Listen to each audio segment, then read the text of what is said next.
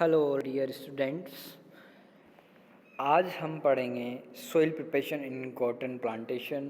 देखो बेसिकली हमने last lecture में हमने पढ़ लिया था कहाँ तक, क्लाइमेटिक कंडीशंस तक हमने पढ़ लिया था लास्ट लेक्चर में कि कौन कौन सी क्लाइमेटिक कंडीशंस, कितना टेम्परेचर होना चाहिए। उसके बाद आज हम नेक्स्ट बात करेंगे soil preparation in cotton plantation. In cotton production the preparation of a good flat bed is very important. कैसा, जब आप फील्ड प्रिपेयर कर रहे हो तो कैसा आपका एक बेड होना चाहिए, एकदम फ्लैट बेड होना चाहिए, ऐसा नहीं कि उबड़ खाबड़ हो जाता। This can be done by ploughing and disc harrowing.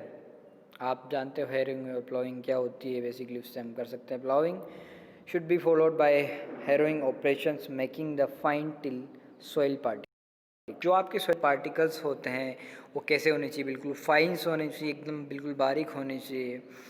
For an advance method of drip irrigation soil should be well prepared. Add 4 to 5 tons of well decomposed FYM or compost before the last harrowing.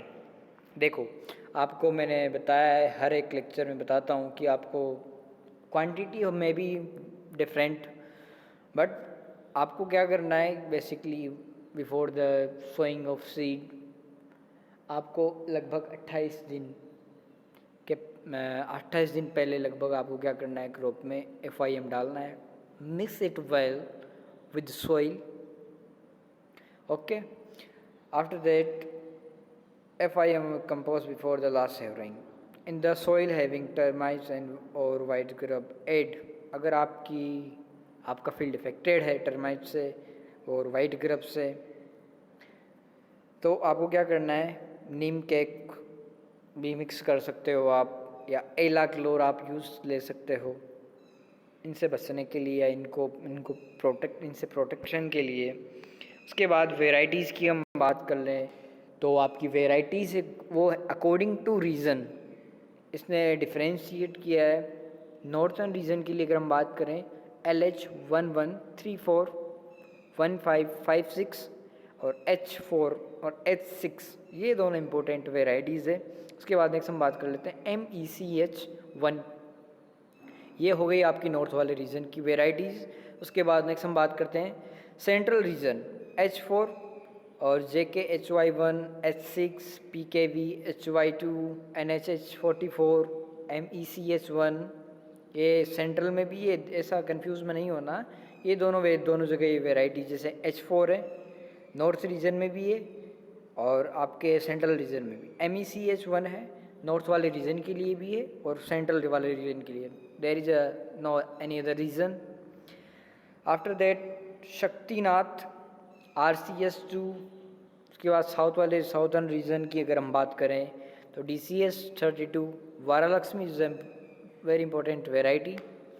Savita Suvin SB224 MCU5, ये तो आपकी varieties हो गई। अब आपको selection of seed for cotton planting.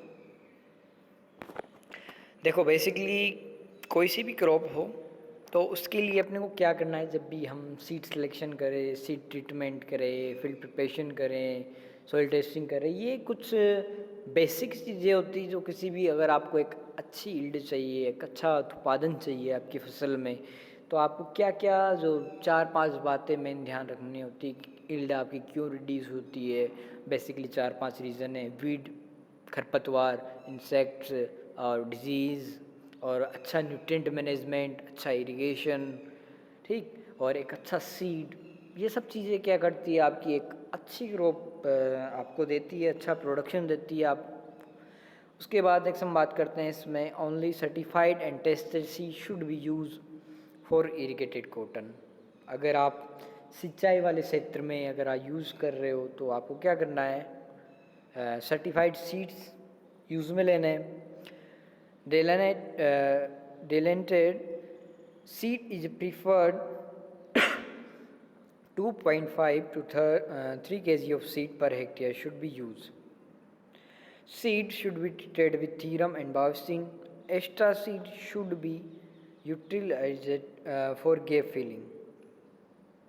जब भी आप क्या करते हो, ऐसी कुछ बहुत सारी क्रॉप्स होती है तो उसमें अपने को क्या करना पड़ता है, जैसे गन्ना हो गया, शुगर केन जिसको हम बोलते हैं, तो इन क्रॉप्स में हो सकता है, या राइस हो गया आपका। तो इन सब क्रॉप में गैप फिलिंग के लिए हम क्या करते हैं, एक्स्ट्रा सीड क्या करते हैं, ग्रो करते हैं, ताकि अगर कहीं कोई प्लांट भी डैमेज हो जाए तो हम उसको उसकी जगह ट्रांसफ़र कर सकते हैं। Raise the seedling for gap filling is in polybags. कहाँ पर करना है, अगर आप सीडलिंग्स अगर तैयार कर रहे हो एक्स्ट्रा गैप फिलिंग के लिए, तो पॉलीबैग्स में आपको तैयार करना है, उनको प्रिपेयर करना है। Fill the gaps during the rainy season. Plantation in the cotton farm between 7 to 8,000 per hectare is optimum. लगभग 7 से 8 हज़ार पौधे पर हेक्टेयर के लिए ठीक है, मतलब डिसेंट है। उसके बाद स्पेसिंग की हम बात कर लें।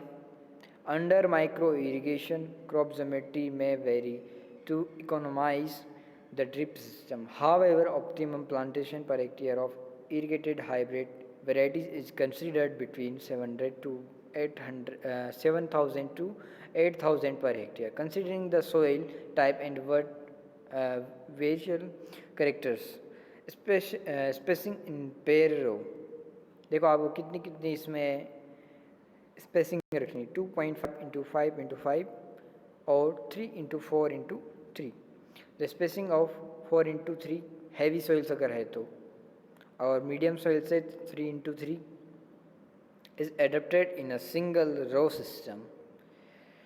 उसके बाद नेक्स्ट हम बात करते हैं best planting season for cotton कि कौन सा सबसे बेस्ट टाइम होता है इसके लिए। Cotton should be planted before the onset of monsoon so that desired vegetative growth of the plant is achieved. अगर आप इस ऑनसेट ऑफ द मानसून पर जब आप ट्रांसप्लांटिंग करते हो, ठीक, तो एक अच्छी ग्रोथ आपको देखने को मिलेगी। अब कुछ क्या होता है कि कुछ क्रॉप्स का बेटर टाइम होता है, एक अच्छा उसको ग्रोथ पीरियड मिल जाता है उस टाइम पर, तो इस चीज़ों का भी बहुत इफेक्ट पड़ता है कि आप कब ट्रांसप्लांटिंग कर रहे हो, चाहे राइस हो, शुगर केन हो, या आपका कॉटन हो। उसके बाद नेक्स्ट हम बात कर लेते हैं planting seasons varies in various regions. Difference में भी डिफरेंस हो सकता है। Irrigation required in the cotton production, drip irrigation is the most effective way of watering in the cotton farming. Drip irrigation सबसे बेस्ट माना गया है, ठीक है। अब बाकी नेक्स्ट लेक्चर में पढ़ेंगे कि कौन कौन से एडवांटेज है ड्रिप इरिगेशन के, ठीक। Okay, thank you.